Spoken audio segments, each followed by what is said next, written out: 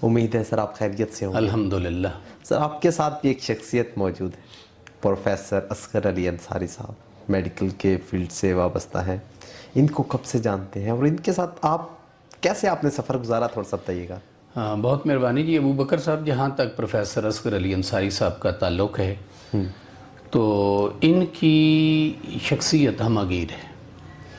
میں نے ان سے بہت زیادہ لرننگ کی ہے, اور میں تو اکثر یہ کہتا ہوں کہ میری ساری کی ساری لرننگ, جتنے ایجوکیشنسٹ ہیں, جتنے اسکالرس ہیں, صحیح, اور میں نے ان سے پریکٹیکل نالج حاصل کی ہے, سوشل نالج حاصل کی ہے, جتنے ایجوکیشنسٹ ہیں.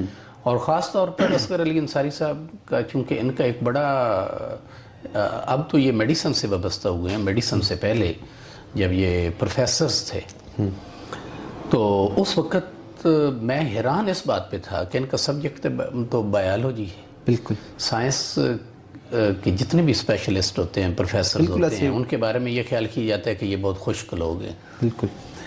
یہ نہ ہنستے ہیں, نہ سوشل ہوتے ہیں, صحیح, اور یہ تو اپنے رولز اینڈ ریگولیشن اور اپنے دائرے کے اندر رہتے ہیں. ایک سرکل ہوتا ہے ان پروفیسر صاحبان کا. تو جہاں تک اصغر علی انصاری صاحب کا تعلق ہے تو یہ بڑے لٹریری ہیں.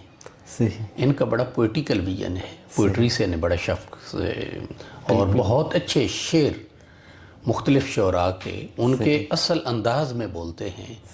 اور پروفیسر صاحب تو جو ایک بیٹھک ہوتی ہے, گیدرنگ ہوتی ہے, جب ہم پروفیسرز اکٹھے ہوتے ہیں, چاہے وہ کسی بھی, چاہے وہ کسی کھانے میں ہوں, یا چاہے کسی ٹورزم پہ ہم اگر جائیں, کوئی بھی ایسی پلیس ہو جہاں پہ ہم اپنی خوشی یا کسی جگہ پہ ہم انجوائے کر سکیں, بالکل ایسے ہے, تو وہاں پہ پروفیسر صاحب گنگنا بھی لیتے ہیں. ماشاءاللہ. مطلب یہ کیسا ان کا ٹیسٹ ہے کہ بیالوجی کا پروفیسر ہونے کے ساتھ ساتھ ان کا پوئٹیکل ویژن بھی ہے. صحیح, اور یہ باقاعدہ اسی ردھم میں گنگناتے ہیں جس طریقے سے کوئی غزل گائی جاتی ہے, سنائی جاتی ہے, پڑھی جاتی ہے. اگرچہ ڈھول کی اور تالیوں کی گونج میں تو نہیں ہوتا, لیکن ویسے محفل کو گرمانے کے لیے, دوستوں کی روح کو تڑپانے کے لیے, تو یہ ایک ان میں ایک بہت بڑا ایک لٹریری ٹیسٹ ہے. اس کے ساتھ جہاں تک ان کا دوستی نبھانے کا تعلق ہے تو میں نے یہ دیکھا ہے کہ یہ بہت غریب پرور بھی ہیں.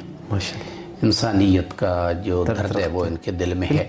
ہم نے جب بھی سر کو ریکویسٹ کی کہ جب کوئی ڈیزرونگ بچہ آ گیا, کوئی غریب آ گیا کہ اس کی کوئی فیس معافی کرنی ہے, یا فیس میں کنسیشن کرنی ہے, یا کوئی ہمارے حلقہ احباب سے کوئی آ گیا, ہم اکثر سر کو تکلیف دیتے تھے.